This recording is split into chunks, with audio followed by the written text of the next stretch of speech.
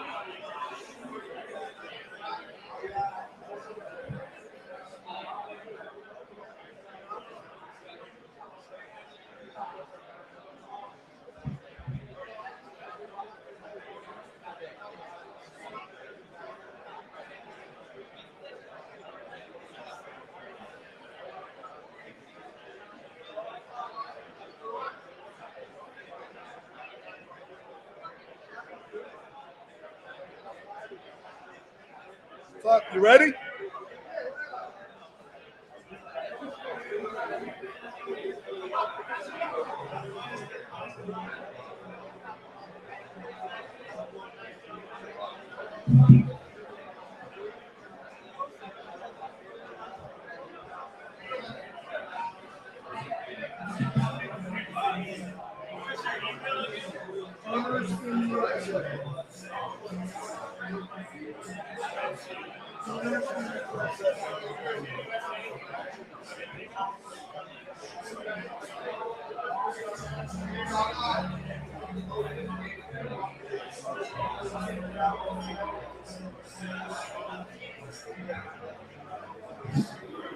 Mikey Hers, testing.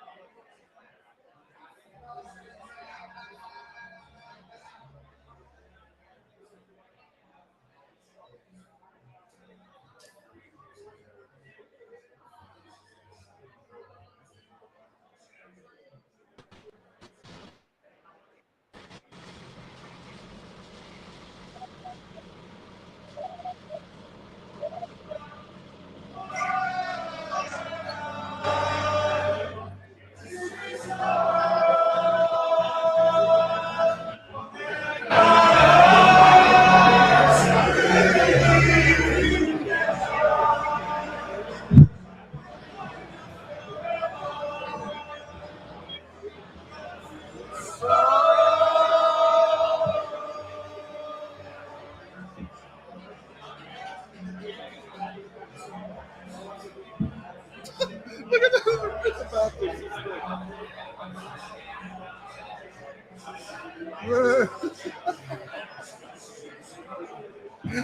Fucking hilarious. This is going out live right now.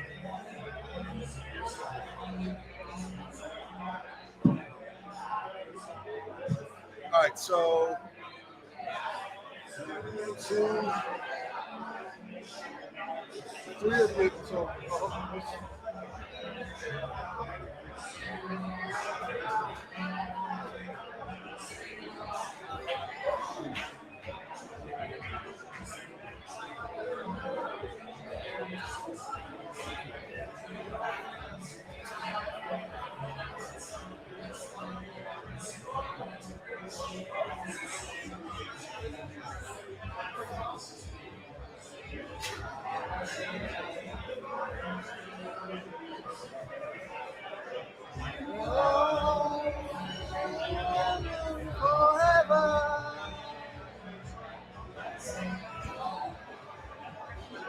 These streets are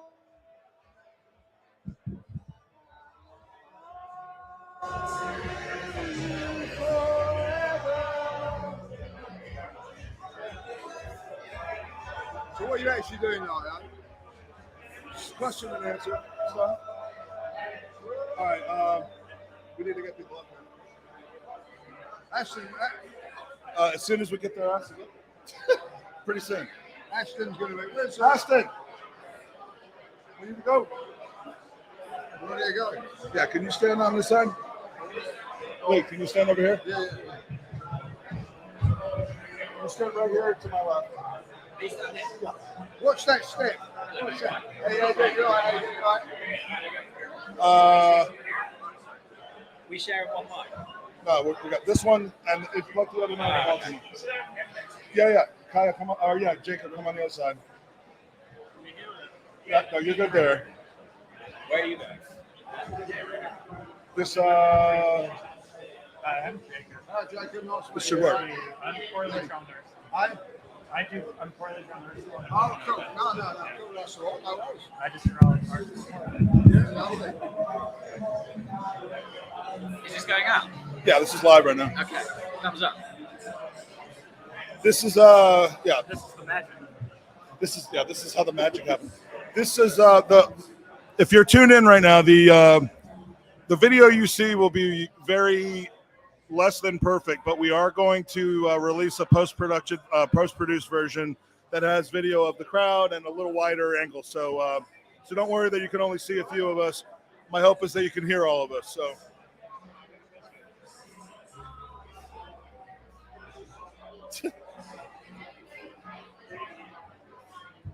Mike Hurst says hi.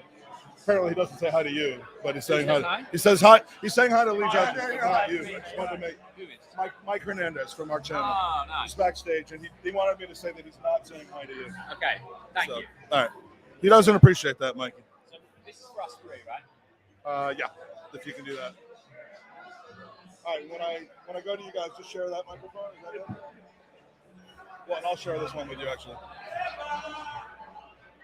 All right, as soon as the song's over.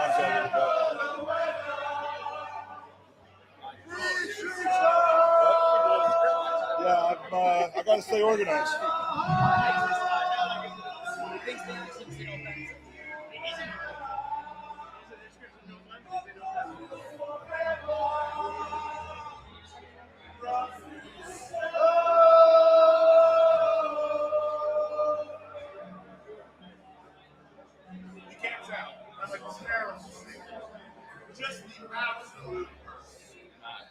All right, ready?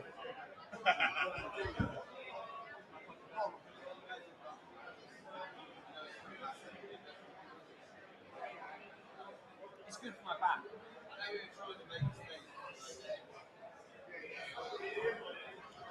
All right, we set to go? Video set to go? What's his name?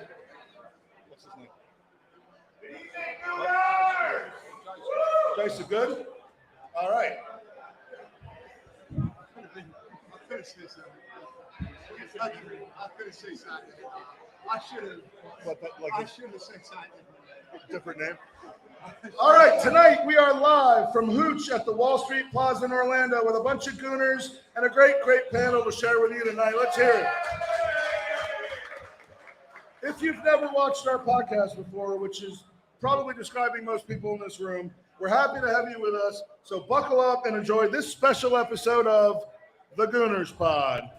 Once upon a time, way back when there were only 9,000 Arsenal podcasts, 5 young men from various backgrounds, an Irish kid with a horrible haircut, a young Jewish nerd who hadn't discovered food yet, a child from Hemel Hempstead who didn't want to be English no more, a handsome advertising magnate with impeccable judgment, and a young Mexican AC Milan fan hatched a plan to take over the world of Arsenal podcasts.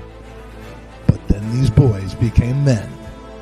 Jared, Mikey, Ewan,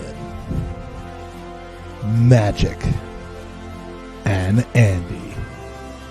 And the rest, my friends, is history. And now, all these years later, you tune in every so often to hear their incredible takes, their football knowledge, and their sensual advice. But now, it's gone too far. You, our fans, are at long last witness to season 7. Welcome to the Gooners Pod.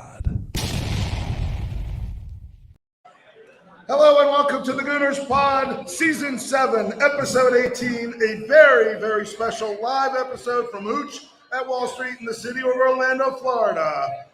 The Arsenal tour has reached day 8.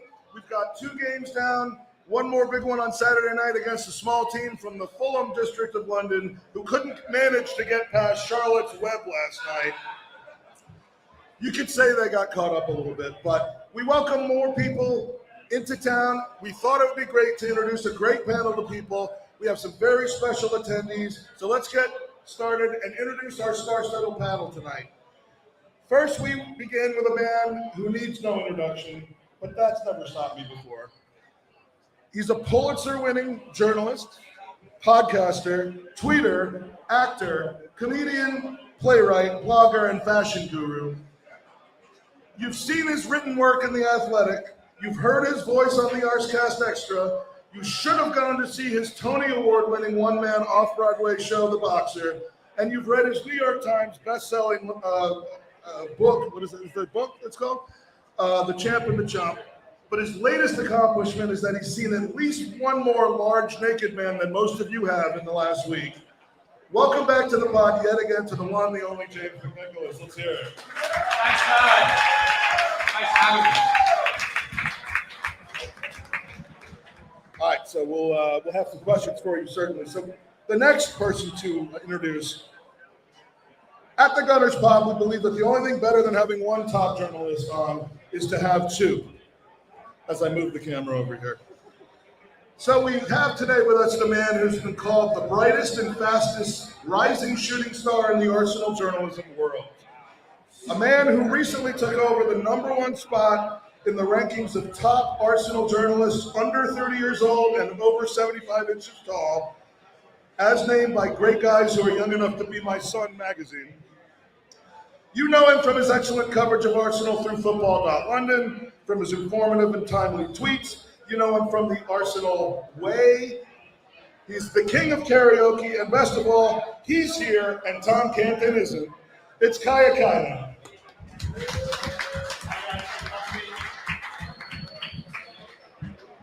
All right.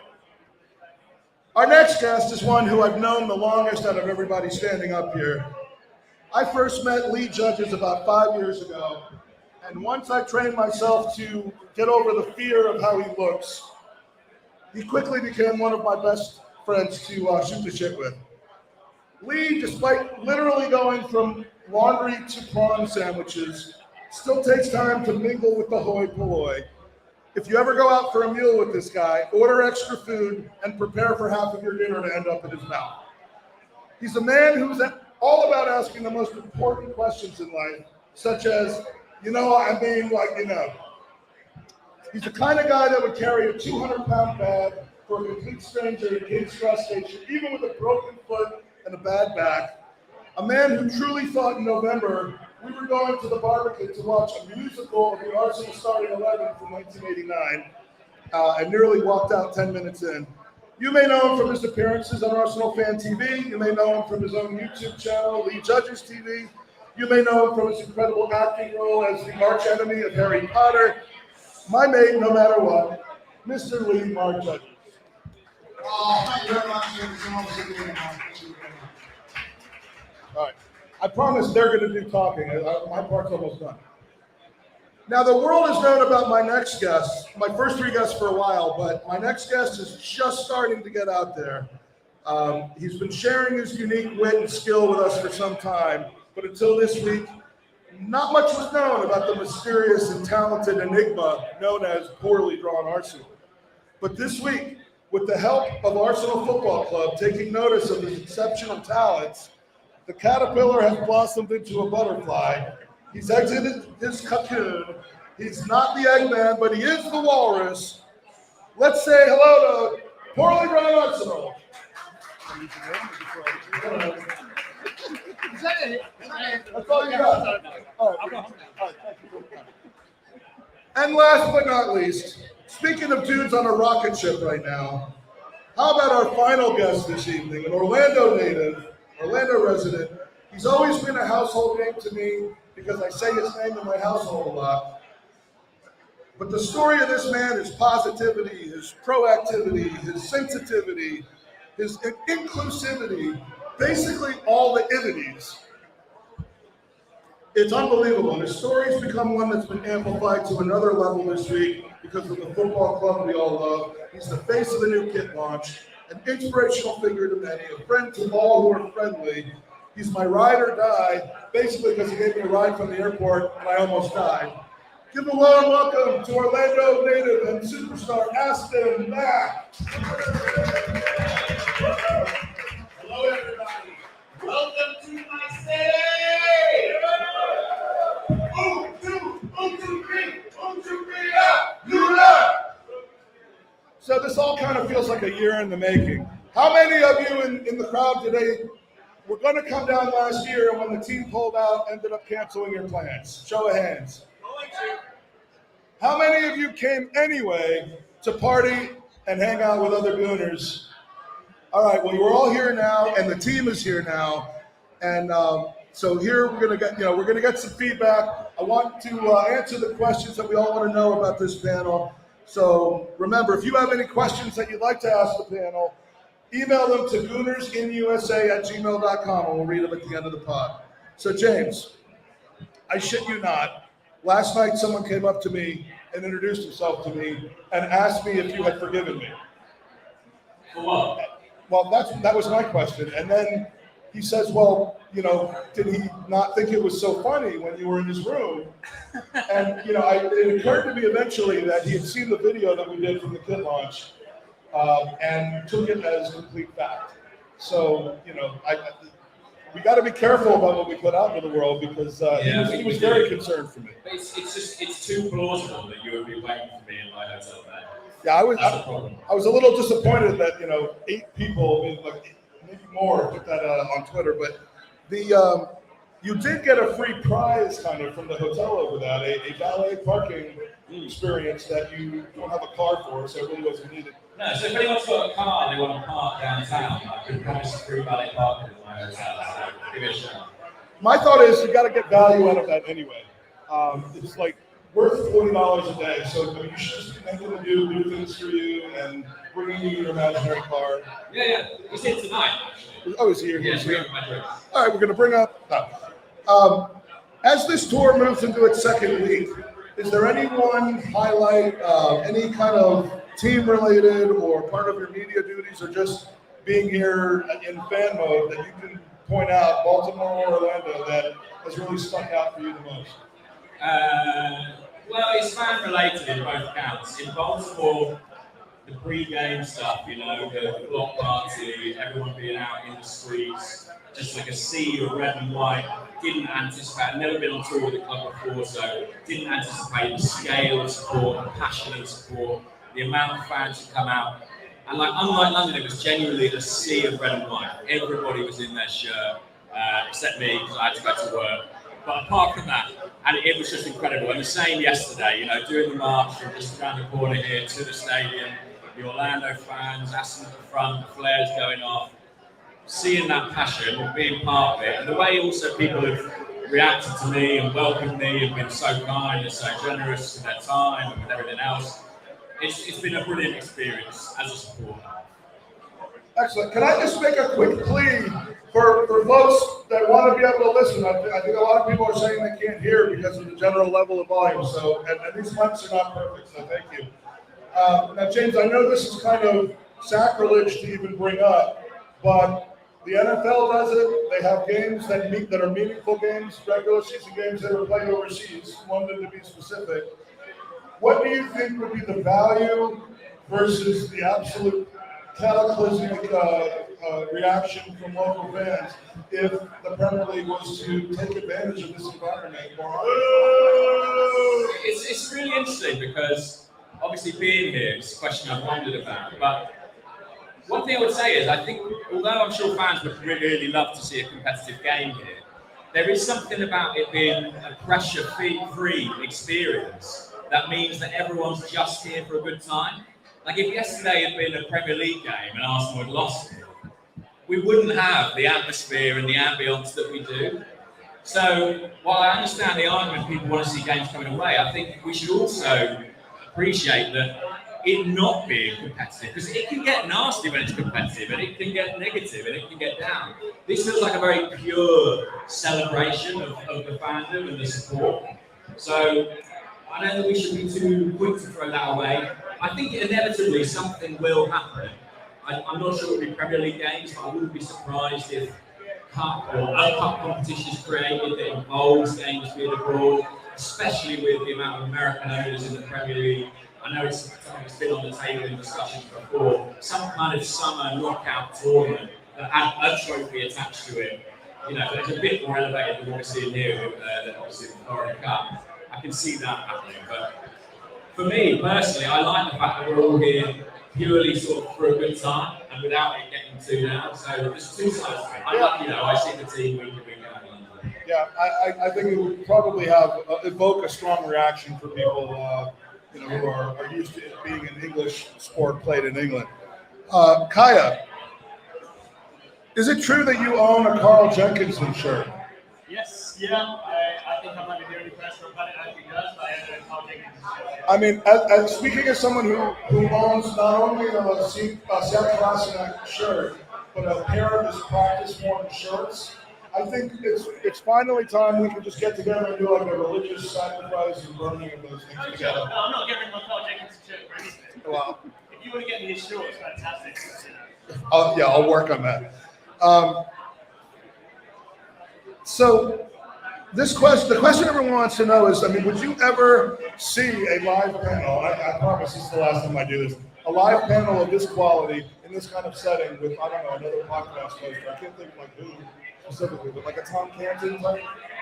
You're trying to get me in trouble. You're trying to set me up already. This guy's going to end up hating me because of this personal feud I have with Tom. But on a serious note, though, much like James, Charles Watson, and a lot of other Arsenal journalists, you are first and foremost an Arsenal fan, a supporter, who has now kind of evolved into a position of covering the team, perhaps being a little bit more objective, certainly more professional than a typical fan would be. And, does it seem to you like Arsenal have a higher percentage of journalists, of the regular weekly journalists who are Arsenal fans at heart? I mean, I don't see a ton of people. I wouldn't think that like the Burnley press corps were all like Burnley till I die before they got into. You know what? I've spoken to a few of the Burnley press corps. A lot of them are actually Burnley fans, but I think Arsenal are unique in the sense they've got a lot of Arsenal supporting people covering them, and I think that's to their benefit a lot of the time. I think, especially last season, a lot of the national. Last season, a lot of the national coverage sometimes got maybe a little bit unfair at times, particularly around the suspension, the coverage of the North London Derby suspension. So I think sort of having maybe some Arsenal supporting journalists in the club's corner did help, but we try and remain as objective as possible. It's a big part of the job, and it's difficult a lot of the time, for sure. It just seems like everybody that I've met that's in this in the journalism for Arsenal is. Hey, everybody! You can bring it down a couple of notches.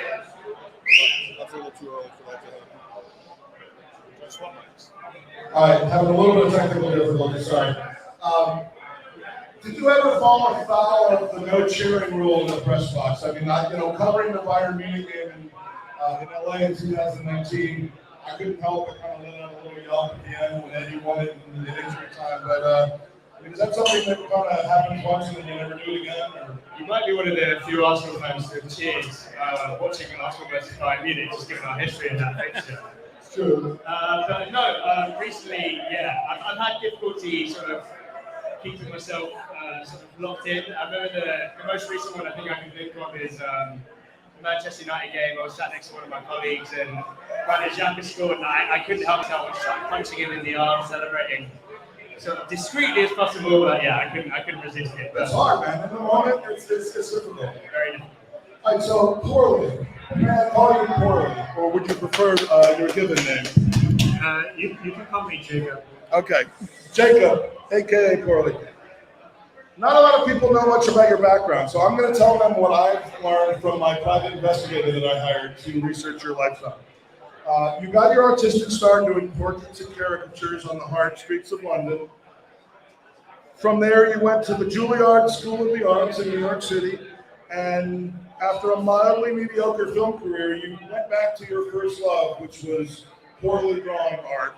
And while most people question your decision, you succumbed to the pull, and it's been a really good decision to make. And now you have a multi-year bumper contract with the Arsenal. So tell us a little bit more, first of all, as an American, which a lot of people actually don't realize, as an American, as an artist, where did your love of art, of your specific style of art, your intersection as a fan of Arsenal, and then making your art about Arsenal all come to pass? So I started probably as most Americans. I got sucked into Arsenal because of Thierry Henry. Just that he was just a good guy. But I started partly on Arsenal because I was having like anxiety, and so I would wake up every morning and start a routine of just drawing every day, and I was drawing about Arsenal. So then that just blew up into this whole thing, and it's a ridiculous thing that's become. That's awesome. I mean, I'm not sure a lot of people realize how therapeutic that art can be, and that was really your intro into it. So, on a serious note, I've told you why I love what you do. I mean, I am a big fan of laughing at yourself and kind of trying to elevate others by kind of making a fool of yourself. And so I feel kind of like a walrus. I feel kind of like a walrus most of the time in my personal life. So I really just do enjoy it. It was the thrill of maybe not a lifetime, but of like a week and a half to feature on your last podcast. Where did the idea to turn your artwork into a podcast come from, and when did you really start to get noticed by people on social media and from the club itself? Because they certainly have noticed and reached out to you. Yeah, so I started the podcast, frankly, because I started getting bored of just doing drawings. And I wanted to challenge myself by learning animation, which it turns out it's a lot harder than you think it is. So I just started doing some animation that way, and then eventually the club was like, "Hey, we like what you do," and I was like, "Hey, I like you," and then we just started doing some things together. So like I've done a couple of like posts for them or like artwork for them over the years, yeah, it's just a wild ride and very weird, and I feel very weird to be here right now. So we're glad that you are. Who here has seen on Twitter, Instagram, or YouTube, has seen poorly drawn Arsenal's work? Like, show of hands, cheers. Who here likes it? Keep your hands up. It's fantastic. If you haven't seen it, go to on Twitter. It's Can't Draw Arsenal. It's at Can't Draw Arsenal. It's fantastic, and we've got some folks who are watching the live stream who are just finding out that you're American, and I don't know why that's blowing people away, but we got a lot of talent over here, huh? Yeah, I always said that I tweet so much about the 76ers that there's no way anybody in their right mind would choose to become a Philadelphia 76ers fan. So I just felt like it was obvious that I was American, but I also get it. So, all right, so Lee. Now, what are we going to do with you? So we've talked a lot since you've been over about the American fan base. You've got friends who are American. You've hung out with Americans, obviously, like myself and a few others, over in London for games. But this is your first experience, other than watching a game at O'Hanlon's in New York. This is your first experience with this kind of situation, and you seem to have been blown away by it. Yeah, without a doubt, I've been blown away by the love from the American fans and all that. And from a fan that's been following Arsenal for many years, to experience it completely different to what I've seen before. And yesterday was, to be honest, it's been a highlight, and I'd like to be with the guys from AFTV, Robbie, and that over the last few days. It's been fantastic. But actually, it went up a level, going to the game this year, total different level. The fans love the American fans. What I have to say, I know, with the American fans, it's not only that they're passionate, it's the knowledge that they've got as well. And I think that's very humbling for us as Arsenal fans to follow the great team around the country. Like, we're privileged to do that in the Premier League and whatever.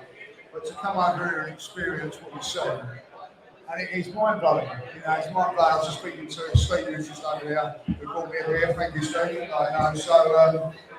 They get up 6 o'clock in the morning to watch the Arsenal. Sometimes 3 o'clock in the morning. 3 o'clock in the morning in LA. And we're moaning at 12:30 kickoffs, you know what I mean?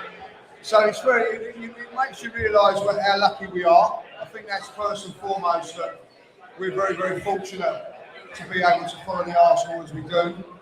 But when you're coming over here, this is a fantastic experience for everybody, and it's been really good. Well, and I'll throw the same question to you that I threw to some of the others, which is, what would you make of a change in, as a kind of a traditionalist, I think it's safe to say you are a football traditionalist. What would you say to each team playing one game overseas during the year, or 2 games, so that it was, it was even with the home and away?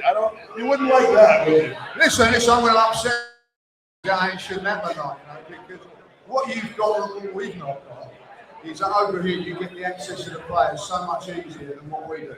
know, unbelievable. We as fans can never get to talk to the players like you have, going pubs and things like that. So in one way you get it, in another way you don't. I think that at the end of the day, I'm very much in the position you shouldn't change football, and so I think it should stay the same. But listen, when the players come over here and the Arsenal come over here like they have to indulge in and enjoy, because it's something that we as English fans don't get.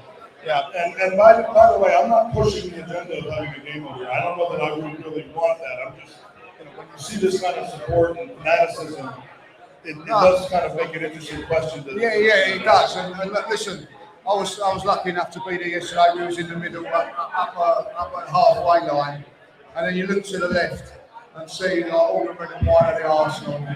You know, when you're following the Arsenal from when I did, to see that is mind blowing. It is absolutely mind blowing to see Arsenal fans from. You know, it was massive back in the day when you used to go to Newcastle and see that. Yeah. You know, I mean, there we are in Orlando and seeing all those Arsenal fans singing the song. Should be all very, very proud, and it's a fantastic thing that we're all Arsenal fans. And the one thing that's made me more proud than anything about being an Arsenal fan is seeing all that yesterday. I'm very humble to see that, and to be like part of the Arsenal family. It's special, and it is special, you know. I mean, the red and white, you can't beat it. And when you see it out there on the pitch, I don't know how to. I know I speak to some of the players. I know how they feel about that. But to see that in America is incredible. We had a question which I got to ask you very quickly. I already know the answer to this question, but Christian from Chicago wanted to know: have you had a Wendy's Baconator yet? Say that again. Christian from Chicago wants to know if you have had a Baconator from Wendy's yet. I know the answer to Listen, that. I'm staying well clear of Wendy's, I'll tell you that now. But you have had one though. I've put on £4 already, I don't want to put on another 6. I have pictures of him eating a Baconator, let's put it that way. All right, so back to you, James. The connection with the fans of the club. Is there a disconnect with how they kind of treat and recruit? And this builds off of something that Lee was talking about. How they treat the foreign fans on these kinds of tours as far as access, events, and how they, how it comes down at home. I've actually just, in the last 4 hours, seen a lot of Twitter activity about, and some of it is quite inappropriate and is pointing the anger in the wrong direction, in my opinion, but about how their overseas release kind of media darlings and stores who end up being treated in a favorable way, and that never happened at home. So, bit of a touchy subject, but what's your opinion on whether the team is missing out on something closer home? I didn't see all that stuff in Twitter. I did see a thing yesterday asking if Arsenal had paid for Gunnerblog to come over. And I was like, I think probably, yeah. He works for them. Yeah, he's not a super fan. I mean, yeah. Difficult for him to get a seat on the plane, though, need a big seat for all kind of storage. I feel sorry for the bloke in the suit as well in these temperatures. Can you imagine? He's got to be dying under there. Well, and he's got stupid American guys with cameras taking pictures of his penis. So, who wants that? No, but I think Lee made a good point about access. I mean, the club do make an effort when they come over here, and it's done partly out of goodwill, also partly out of marketing, right? They're trying to build connections. That's why I use the word recruiting, because it kind of is. Yeah, and they got a kit to sell. I mean, to be fair, I don't think they'll need much help selling that kit. It's going to break all sorts of records, I imagine. Beautiful shirt. But it's interesting, even working on the sort of media side, obviously I've got a foot in both camps, the access that we get on these tours is much, much, much, much better than we do at home. The closeness we get to the players, the access we get to training, the time we get to speak with the manager, in sort of interview settings, is substantially better out here than back London, and that's why the people we work for, pay to send us out here. So it is a very different experience being on tour, and I think Arsenal do go the extra mile to make an impression, and hopefully, the fans benefit from that as well. That's great, Kaya. When you watch kind of the media relations in the U.S. with U.S. sports, American football, basketball, hockey, there tends to eventually form relationships in journalism between the team management, coach, general manager, and the journalist. I mean, first name basis. dinners out, that sort of thing.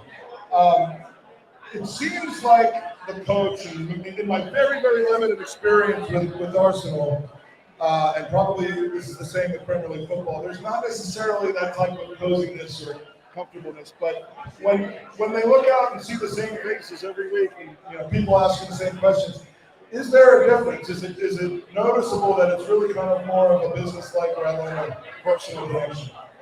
I think it probably depends from manager to manager, to be honest. I think various different managers are a bit more sort of first-name basis for various different journalists. I think maybe some of the more older school managers are a bit more first-name journalists. But as the Premier League gets bigger and bigger, the number of people covering it also gets bigger and bigger. So the number of people you see in press conferences every week, it changes every week. So there are regulars, James, myself, and a few others who go every week. But it changes. There's a rotating cast of journalists who cover the club every week. Different media outlets cover the club in various different ways. So it's becoming less and less of a thing. And I know it's a big thing over here, and like journalists over here get access to the dressing room after the game. That would never happen in football. The dressing room is sanctified, like you'd never be allowed in, and that's just the way it is. But I don't know. I think it would be nice to maybe have a bit more of that kind of relationship. But also, if we don't have it, it's not the end of the world. I don't think it impacts your coverage of the club. I don't think it should impact your coverage of the club. You have to try and remain as sort of fair as possible, and that does make things quite difficult, I guess, if you have personal ties sometimes. I think. Yeah, I was just going to say the same thing. That obviously, the closer you get to people, the more difficult it is to be objective. So I think that distance that exists in England is probably quite helpful in a way when you have to be a bit more critical in your analysis. All right, great. Aston, we'll talk about last night for you in a little bit, because you had a very, very unique experience last night. But first, your overall experiences for this week. I mean, you've obviously kind of been raised in the consciousness of Arsenal supporters around the world by being featured on the kit release and on other inspirational videos that Arsenal's put out. And it's just been so fun watching you from inches away just kind of become famous in a sense, and not famous for doing wrong things and dumb things and stunts, but famous for being a good person. So what has the last week truly been like for you? And then we'll talk about last night a little bit. You guys want to know? You guys want to know how it's been this last week? Who wants to know what Aston's week has been like? Let me tell you, okay? This last week has been absolutely a dream. There is nowhere I'd rather be than my Gunner family. From Baltimore, do anybody in Baltimore here? Baltimore Gunners, do anybody from out of state here? Yeah! Orlando Gunners represent. Do anybody from inside of Florida here? Yeah, there's nowhere I'd rather be. Now we're going to do it zip code by zip code. Yeah, we're going to do zip code by zip code, right? No, there's nowhere I'd rather be than with my Gunners. I tell you right now, the love is real. I have had the most amazing time, mainly because you guys keep buying me drinks. So whoever's next, I'm looking. Who's got me next? You got me? Perfect. It's been fantastic. I love the love. I love everyone here. And I couldn't ask for anything more from Arsenal. I mean, first of all, we are the biggest club in the world. And it shows. No other club could go to any city in the United States and find a supporters club with the guys and gals ready to buy you a beer just because you wear the badge on your chest, right? And I hope that everybody here tonight enjoys it. I absolutely love the class from the fans. One of the things I love is, for example, Gunner Mike over here, he has a charity for cancer. What other club has class like this here, Absolutely love it. It's been fantastic. I'm not a celebrity. Every single one of you guys are. Thank you so much. See, this is the kind of inspiration that was going to whip up.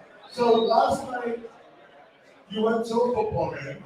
Yeah. And you got the call somewhere in the middle of the game, basically saying, Hey, you guys want to know who called me up? You'll never guess. Wait. Who do you think asked me to come over? You have a guess? Who? Anybody, any guesses? Then I asked me to come to a box. You know who I met in that box? Who was in there? A couple good people. Well, maybe not everyone. Just for you guys, you might recognize him. Have any of you guys heard of a guy named Edu? He was there. A guy named Zinchenko? I don't know. He was there. There was a guy named Tim Lewis. He was there. And there were these two guys, I think it was like a father-son trip. They were named Stan and Josh Kroenke. They were there too. Say Kroenke out. You want to know what we said to them? I said, The important part is that Stan Kroenke actually said something. So you want yeah, to listen to what he said. we talked for a minute, and listen, no matter how much you bet, I'm not going to tell you who we're buying. We said a few things, but we're not going to talk about it. Listen, I will tell you this. I am one of the first people to tell you I am very not happy. Whoa, I'm going in and out. There I am. I'm not happy with where we've been over the last 10 years. I think we all know that. Arsenal deserves to be in first or second every year. That's the size of our club. So I wanted to talk to them about that for a second. And you know who's unhappy about that? Josh. Stan without even asking. He was standing behind me talking about this is what we're going to do to win Champions League. They don't have small plans for us. I said, wow, you guys have a lot of trophies with a lot of your sports teams. Why don't you have it with Arsenal? He said, we're next.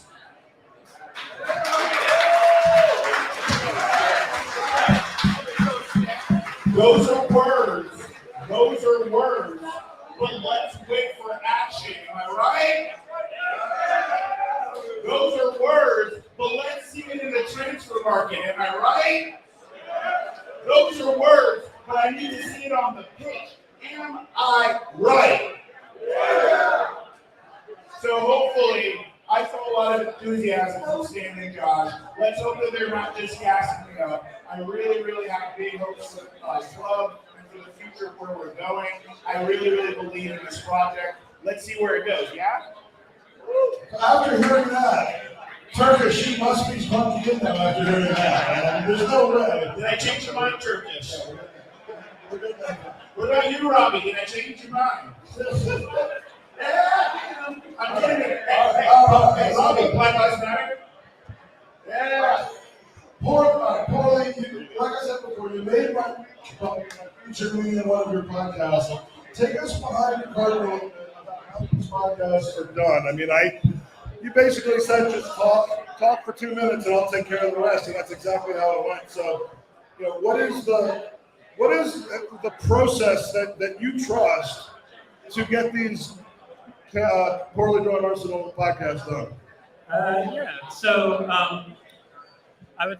Not only is it poorly drawn Arsenal, but it's also poorly operated Arsenal.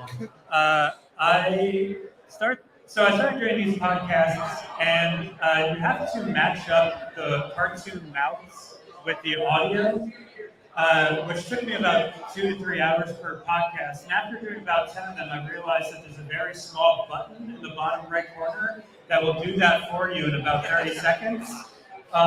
So they're now happening faster than normal, but that gives you an idea of just how poorly operated these are. But yeah, I trust the guests to do whatever they want within the minute or 2 minutes that they have, and then I just basically improvise around that, and we'll just insert things. The entire key of the podcast is to make sure that the guests, no matter what they say, looks good, and that the walrus looks dumb, and is the comedic relief for everything. Well, and in doing that, considering I was the last guest that you draw, how much do I owe you for the excess ink that you needed in order to make a likeness of me? Well, it's all digital, so nothing. Oh, okay, good. Because I was worried about that. So Lee, I'm gonna this is gonna be our last question for me. So we're gonna want questions from you guys. If you email at goonersinUSA@gmail.com, we'll read your question out. This is gonna be maybe a little touchy, Lee, but but you know I'm a very touchy guy. You're here obviously as part of AFTV, and you know worldwide and in the United States, the reaction towards AFTV has varied over the years, depending on who you talk to, when you talk to them, and so on. So, what I'm really wanting to know is whether you have felt, as far as a welcome is concerned or a lack thereof. I mean, what has been the reaction, the comfort level? Do you feel like you get treated differently over here versus over there? You know, I'm obviously not registering a personal opinion. You know how I feel about you, and everyone else knows how I feel about them. But what has been your experience in being welcome there? Listen, I'm very, very fortunate. Wherever I go, I get quite good love. So I'm very, very fortunate. Not it doesn't happen all the time, but to some others. But you know, I'm very, very fortunate. For me, how can I say? I'm very humble, very privileged to be with, to be over here. You know, like following the Arsenal and working with AFTV. Like, whatever you want to think about AFTV, the guys that I work with, and the guys that are in with me now, we're a band of brothers, and I couldn't wish to be with a bunch of guys. They are.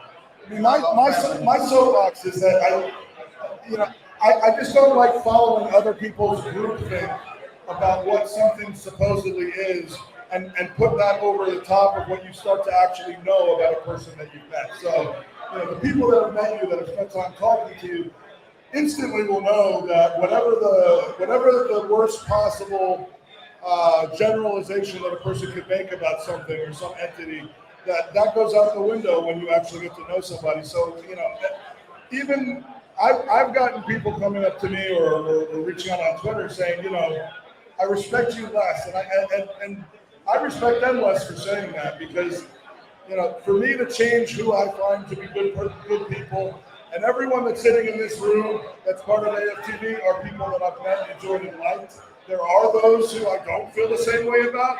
They happen not to be in this room right now, and in most cases not with AFTV anymore. So just my one preachy soapbox thing of the day is don't get caught up in mass hysteria. Get to know people if you can, or at least trust the judgment of people who have gotten to know them, and, you know, maybe just take a day off of the hate for a little while. Listen, when it comes to fans, and I know this is a big thing for me, like every supporter, every fan has got an opinion.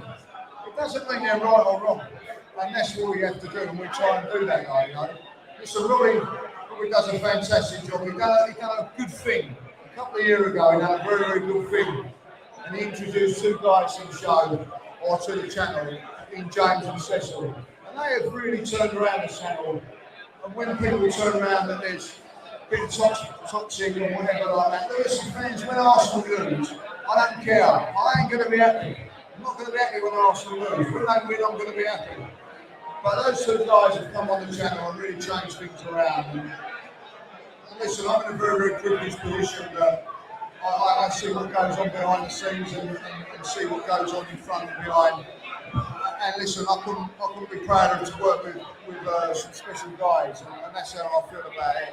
And to come over here and experience what I'm experiencing, I'm just grateful and humbled that I'm given that opportunity to do that.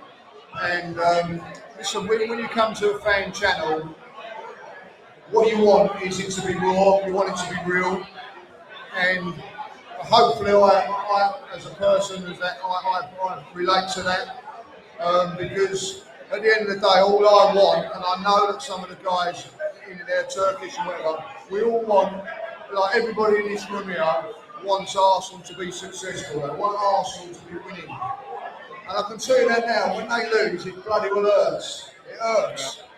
And I can tell that when Arsenal lose, I don't know how everybody feels about this, but it hurts a lot more when we lose than when we win. You know, winning's great, but when we lose, it's a lot tougher to take. So, and that's what fans are, you know, and listen, everybody's, the journalists over there, they can like it or not, fans are about now. Fans have got an opinion, fans are about, and listen, when one thing that Arsenal fans do, or fans from all around the world, they put their money where their mouth is, and they go home and away, paying and whatever, and they should be respected for that. And I think from AFTV and Robbie, that's something that he's done. Excellent. Well, we're glad you're here. About 15 minutes left. We're going to start getting to some of your questions now. So I'm going to make one last plea. I know that I'm not that interesting to listen to, but if we can try to bring some of the noise down in the room just for about 10 or 15 more minutes, because we're going to be reading your questions and we want you to be able to hear the answers to them. All right, so the first question, this is one from online from KB is Arsenal in England, and this one is for James. I noticed Arteta had a press conference with various social media folk yesterday. Given how the combined viewers and readers of these new channels and new sources of media exceed the traditional press, is this a glimpse into the future for club press conferences? Wow, that's a really great question. It's a particularly important question to me because I've been on both sides of that divide. You know, I started out doing my own thing, blogging and YouTube, all that stuff. I still do a lot of that stuff, podcasting around, doing all that. But for 3 years, I worked for the Athletic, and we've got to them as talk mainstream media, and there's grant a certain degree of access. And it was interesting yesterday to be in that press conference room. You were there, the guys from TV were there, and I was really pleased actually that the club, you know, gave some of those family and how they sort of treated to us customers. It would have been easy enough for them to be like, we don't want to do it. But I think there's more they can do. I think there's more access they can grant. And I do generally believe that is the direction of travel. If I'm being completely honest, I don't think it'll be as quick as people want because I don't think it's as quick as people want because I think the club and the Premier League clubs in general are going to try and put brakes on that as much as they can. You've got to remember that basically football clubs, particularly Arsenal, ultimately they don't really want to give us access. They want their own content. They want to own that, and a lot of the time they see media, be like fan media or mainstream media, it's a bit of a nuisance or a contractual thing they have to fulfill. You know, I did an interview this week with Fabio Guerrero. I've been working with Athletic for 3 years. I've been writing for 17 years, and that's the first one player interview I've ever had. So I don't think the access is great. Whatever side of it you're on, but hopefully you can understand what I'm saying. But also, hopefully that proves that I would love to see that media run in different access opportunity. Yeah, I know it's really difficult because listen, Arsenal, you may have me in your videos, but you don't even tag me in your Twitter posts. What's that about? Yeah. What is that about, Arsenal? Get it together, man. All right, question for the podcast, and we'll go around the panel for this, starting with Kaya. Will Gabby Jesus be able to be fit for the whole season? Now, I'm going to you because you are, of course, the top. Will he be double digits in assists? Reason that he's asking is he saw some tough challenges on him over the last 2 friendlies, and that question is from Derek Wilcox, who's here in the pub. What's the question? There's 2 unpredicted who will fit the whole season or not, which is I guess like you don't get a lot of tackles going in for the season at this season. This preseason, the Everton game where he was shouting, let's do it, something like an example. He had some pretty tough ones in the Orlando game as well. I think Orlando were very, I'd say, motivated to try and make a name for themselves in that game. So there's a lot of tackles in that game. This is a one player who is technically given this application, which is good in this close control of application. You're going to get those kind of tackles, sometimes happened last season. It's a question of will the referees protect them. And I think last season, Arsenal didn't quite get the technical referees that they should have, particularly with Sasha, I think the league was wrong protection. There were a few occasions where referees went against Arsenal. I know these things don't happen every time, but I think overall regularity Arsenal were a number of referees last season. So maybe that can improve that. I don't think I would say that the PGM around the referee association to try and deal with that. So they'll be hoping that they get more positive decisions this time around. And actually, it's why not? Like, we've been doing that on City for a long time. He doesn't just score goals. he creates goals, and I had a pleasure speaking to him the other day, and he was he was saying that the most important thing is the team and know everyone who shows up when he came out of the region. I really just happy seeing the teammates and scoring goals. I really want to forget for the assists because I think Aston will score a lot of goals this season. I think they've got a lot more attacking avenues, obviously every single goal or whether it's every year we score goals and Jacob will be able to create more chances. And obviously the guys have to look at very well on our training will be there. So I really do think that I really back us and I really like what we're going to do to get all the news for us. Yeah, and that would be some great production. Jacob, you're a man who knows exactly how many assists and goals various people are going to get. I know this about you. How many assists is Gabriel Jesus going to get this season, and how many goals on top of that? Is it going to be more than 30 each? Yeah, of course. He's going to get 31 and 31. These are things that I pay attention to, and that are, that I'm waking up every morning and checking. That's really all I care about is goals and assists. Yeah, I mean goals and assists. I mean, you're a man who loves to score. I'm all about the stats. Yeah. So, yeah. You put it in a much better way than I did. So, Lee, good question for you. From Daniel Canada here in the club. Daniel. Oh, sorry. Aston wants to add on to that. Hey, check. Who wants to know what I'm going to say about Gabriel's goals and assists? What I want to do is ask you, how many goals from Gabriel this season? 25. We got 25 over here. What about you guys?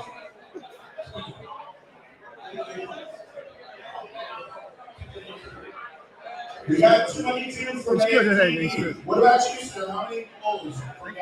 Goals and assists. I'm fine with that. The Arsenal thing's gone to his head. Oh, we got a 32 over here. 32. Big call. Aston has taken over the broadcast at this point. Aston's taken over. He's walking in through the crowd. We have people giving out absolutely ridiculous goal totals now for Gabby Jesus. I think he's having a game of higher and lower here, like, you know what I mean? It's like an auction. Like, do I hear 40? Do I hear 45? Hi. Oh, we got one more back here. We've got higher and lower.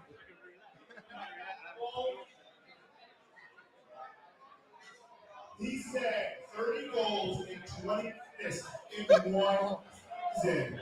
Whoa. I'll have what he's drinking. Arsenal, come on, let's go, everyone.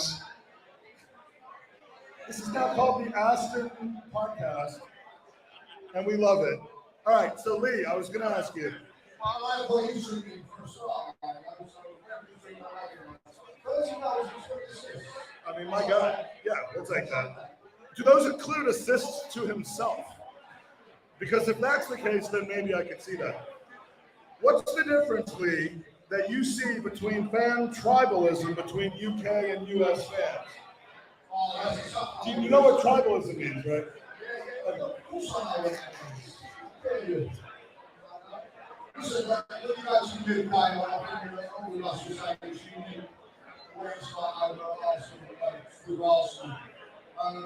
And you can't listen between Arsenal and Arsenal and Spurs. In a way, it's over England. You can relate to No, but by the same token, every 2 seconds somebody's starting the "What do you think of Tottenham" chant in the club. So, yeah, I got an interview with him actually, and then I kicked his ass.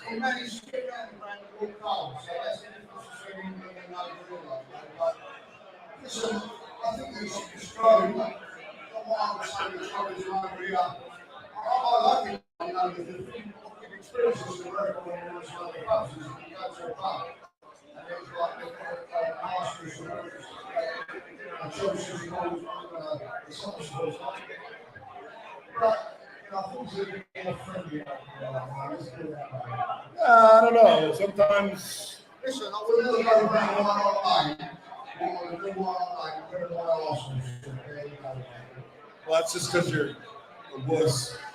But I was going to use different words, but we don't want to do that. All right, we're going to wrap it up. And if there's any other questions, anyone in the front want Aston to go out again, running into the crowd to ask a question to the panel? Last chance.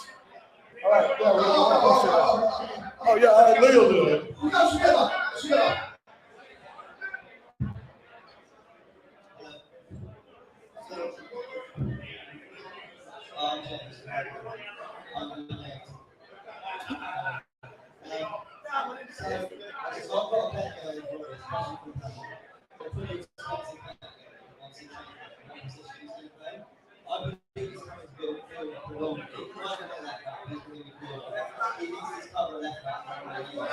Now, I happen to know that that question was asked of Mikel Arteta last night, and he was sitting in the room. So that's not a guy I would be betting with on that question.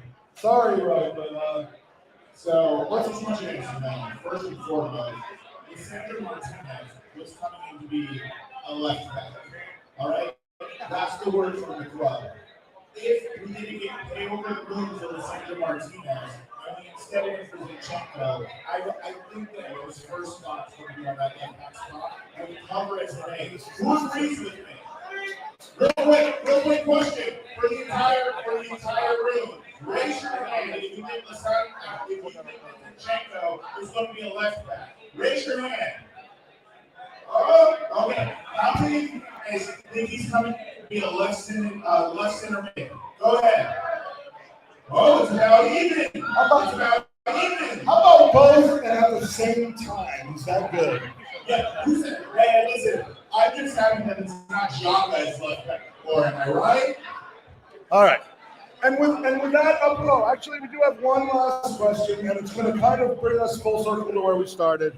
Also from Vanille. Also from Vanille. Question to James: how lucky do you feel to encounter a naked person in your hotel room? This is the first time for everyone. Yeah, I suppose it would depend on who that person would be, but so we're good. All right, so that's it for us. I just want to send out some thank yous very much to our incredible panel. Let's hear it for our panel. We have Aston, we have Kaya, James, Jacob.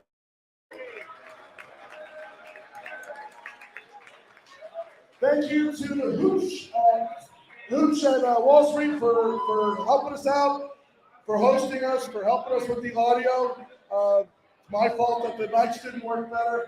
Please tip your bartenders. Please drink generously and healthily. Buy the cups from Gooners vs. Cancer and support the charity. Thank you to Pam and Cam, the Orlando Gooners, to Tiffany and Also America, and most of all, come on, you Gooners!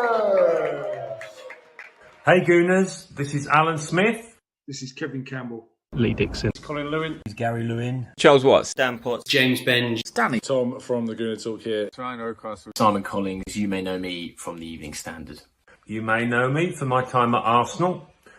You may know me from Arsenal or even the Hybrid Squad. I'm a Birdcat Wonderland. Being that physio sat on the bench next to Arsenal with my rubber gloves on. The former Arsenal physio. The Emirates Press Box, from writing, from Twitter. From goal.com, from Twitter, from YouTube. Football is the beautiful game and it brings us all together. Sometimes there are things even more important than wins and losses. And yes, even transfers. Every 30 seconds, someone in this world gets diagnosed with blood cancer. The Leukemia and Lymphoma Society works towards curing blood cancers and provides support to families currently dealing with these diseases.